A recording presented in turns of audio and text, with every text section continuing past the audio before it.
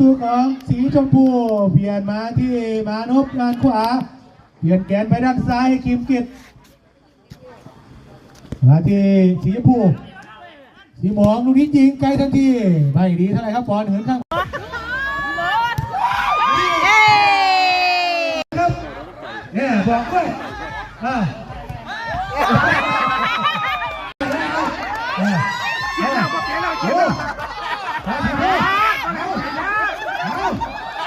เลี้ยงไก่แท้ก็ไม่เกี่ย